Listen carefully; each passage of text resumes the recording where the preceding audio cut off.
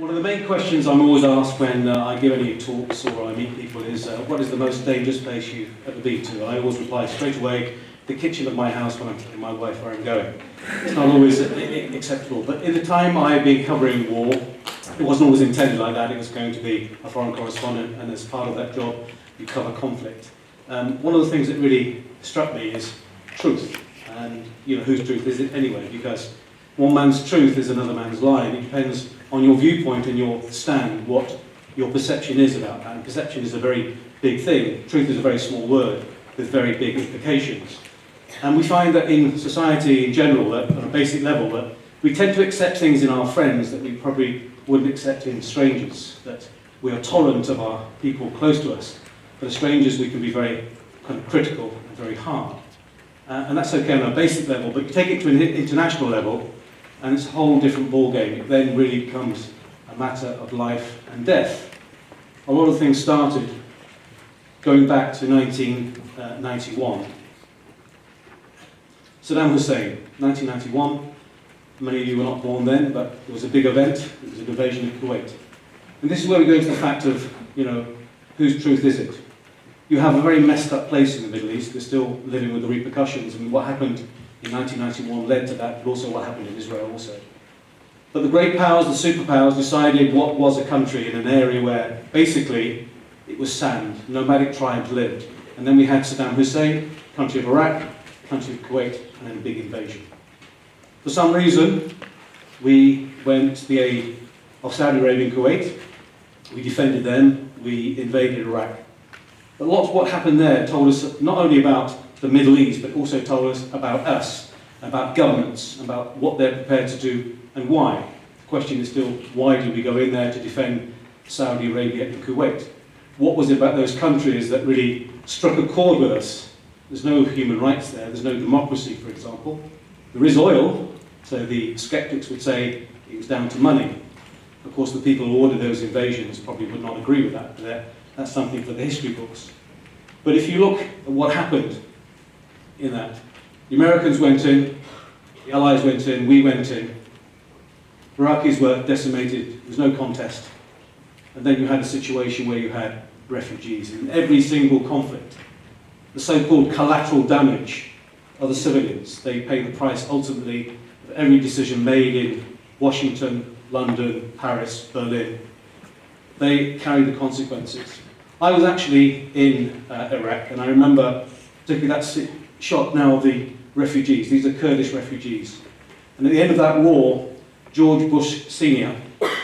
incited the Kurds in the north, the Sunnis opposing Saddam, and the Shiites in the south to rise up and take destiny in their own hands and overthrow this terrible leader, which they did, they overthrew. But as terms of the peace deal that the Americans did with Saddam, they stopped him flying his aircraft, but allowed him to fly his helicopter gunships. And the result was total and utter carnage.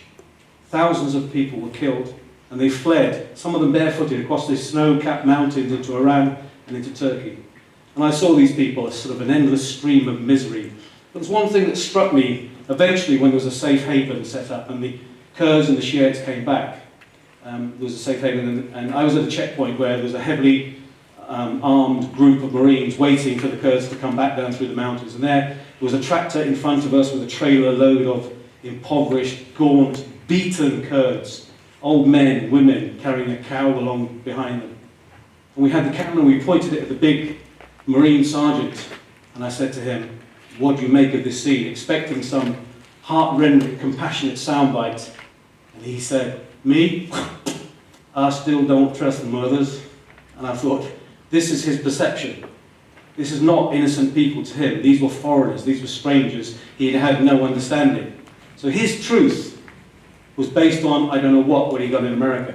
But it shows you the damage that can be done, because he looked upon them as being an opponent, almost like an enemy, but they were beaten Kurdish people. So a lot of things come along. We are blighted by lies, damn lies, and statistics, a very important saying. Benjamin Disraeli, he was the one who said that. And I think very much today, when you look at what has happened in events, especially the last 25 years or so, you'll see we're bombarded with lies, damn lies, and statistics, which have governed the way we have thought, how we approach everything, how we vote, and how we give our support. Of course, some things are clear-cut. There's no lie about this. This is 9/11. Everyone remembers this, who was alive at the time, and history books are filled with this. 2 planes, thousands of people killed, quite clear-cut. What is not quite so clear-cut is why. Do we ever look at the reasons why that happened? Was it able? I remember I was working for an American organisation, ABC News, and I remember there was a wave of nationalism in America at the time, that no journalist was able to ask a balanced question. There was total bias. News anchors were crying on air. It was total sort of us and them, and there had to be the need for revenge. What happened that day has changed our lives forever, because the chain of events subsequently have had a horrendous effect. But what is terrorism? What is terrorism? Has anyone asked themselves, what is terrorism? Hiroshima. This is a very important event. President Obama visited Hiroshima. He didn't actually apologize for that, but if you know your history, this brought the Second World War to a final conclusion when the Japanese surrendered. But in so doing, 2 Japanese cities were basically destroyed. A total of more than 200,000 people were killed. President Truman said that was done to save lives, of course, Allied lives, American lives, not Japanese lives, but the overwhelming majority of people killed in those bombings were civilians. The question is, was that right? It's not just about what is right, it's the justification. The big, the powerful, the mighty have so-called right on their side. They say, yes, this was done because it's for the greater good. Who can live with that on their conscience? 200,000 innocent people. Suddenly one day someone decides to bomb London because they think right is on their side. Very difficult. And it's very, this sense of jingoism when there's a cause and also the backup for that cause, the support for that cause, it's very difficult to actually comprehend. You see these utter destruction. Today we're still living with the consequences. People I've met in Japan and interviewed still have the scars from that day, both physical and mental, and that will never leave them. That's the terrorism, that's the definition.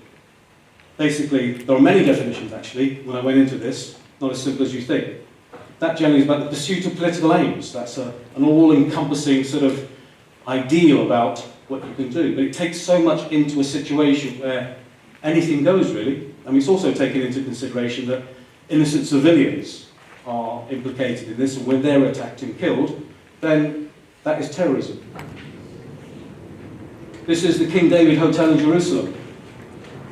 1946, it's the headquarters of the British Army in Palestine. And it's blown up by an Israeli underground group called Irgun. And that's considered to be one of the main events in creating the State of Israel. So the people who did that were terrorists to the British, not to the Israelis. They're freedom fighters. They are men and women who helped create Israel, and therefore their actions were condoned. There's a plaque commemorating their action. We still call them terrorists, but it shows you today, you know, one man's freedom fighter is another man's terrorist. Nelson Mandela was a terrorist. George Washington was a terrorist. Fidel Castro was a terrorist. But, you know, to their people, they're freedom fighters. And if you look at the situation everywhere else, people who carry out these acts of so-called atrocities, horrible events, they're doing it because the means justify the end. They can do what they want because they've seen what's happened around the world and what big international powers have done. It's very important that they have justification on their side. We have justification, according to George Bush and Tony Blair, for going into Iraq, for the big invasion, which was the latest chapter in causing problems for the entire world. I've always learned as a war correspondent that when you go into a situation, you've got to have an exit strategy. How do you get out?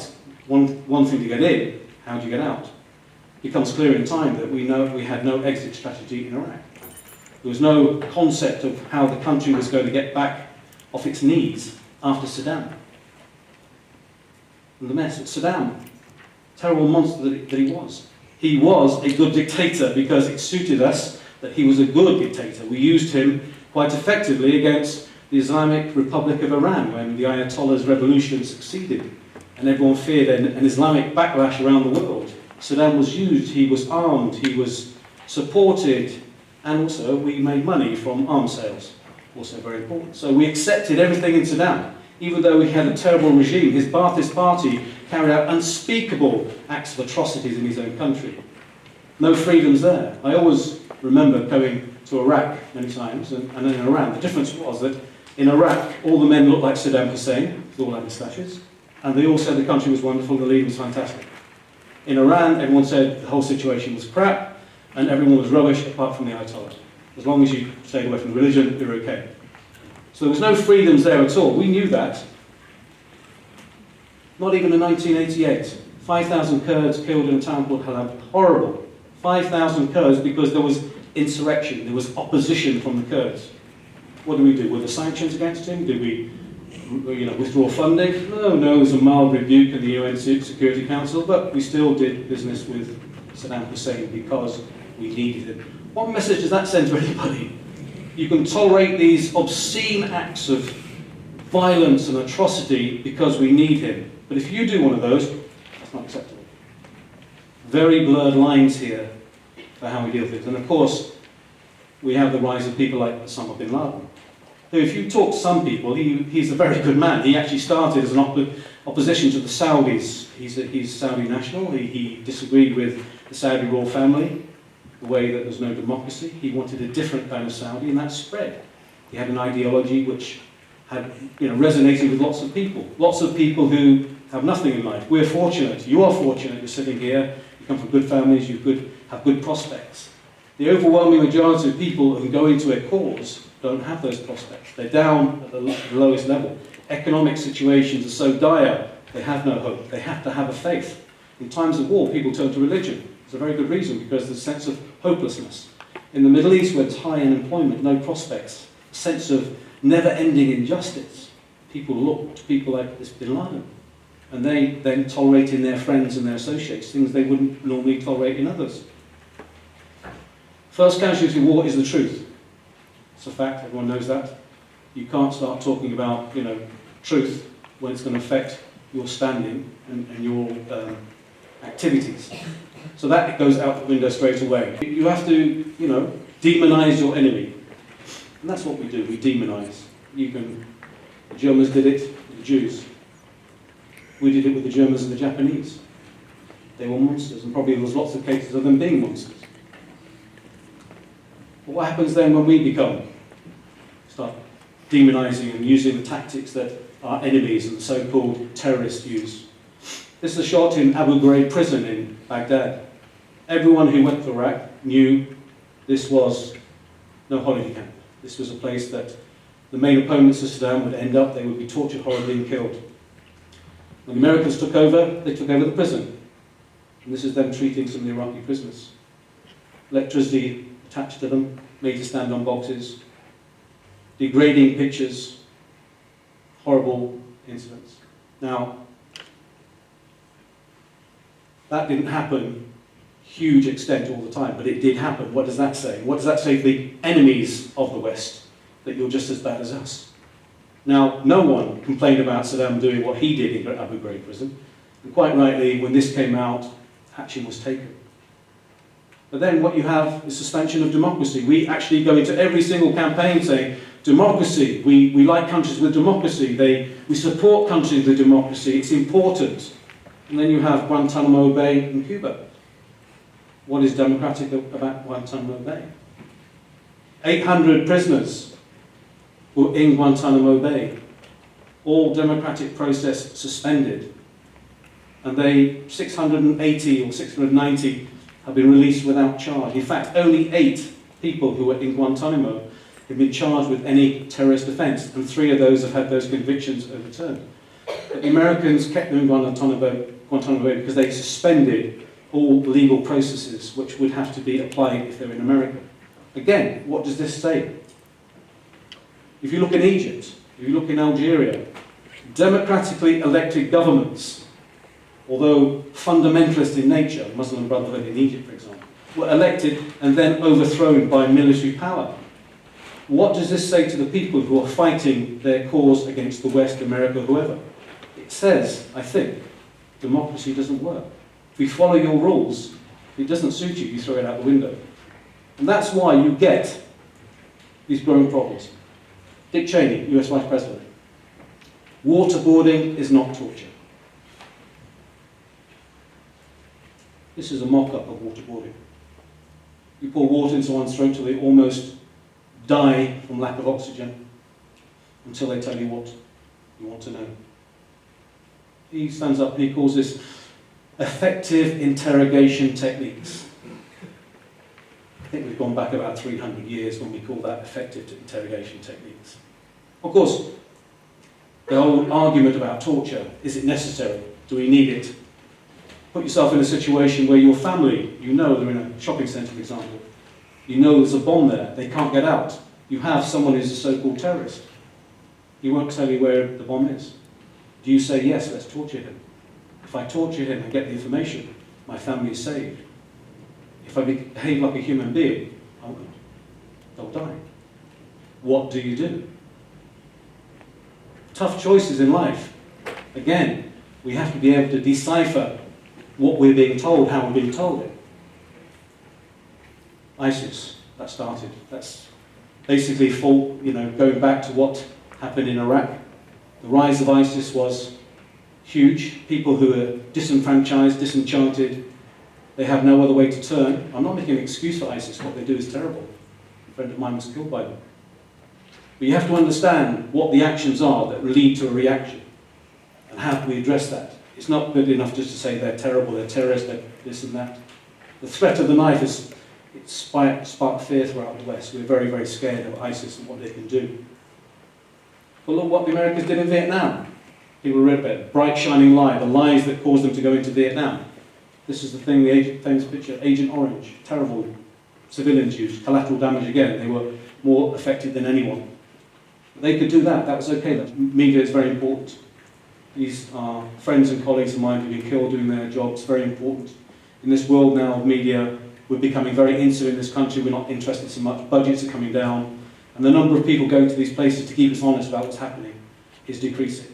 1,192 journalists killed since 1992. And it's where are you going to get your news? 20 years ago we got the news that we were given. Now we choose what news we want. We can go to the outlet we like, and that's very important for these outlets because they get support. We don't have the balance the same way. And I just like to say that in 20 years' time, where will we get our news? Who will be giving it to us? And how true will it be? Thank you very much.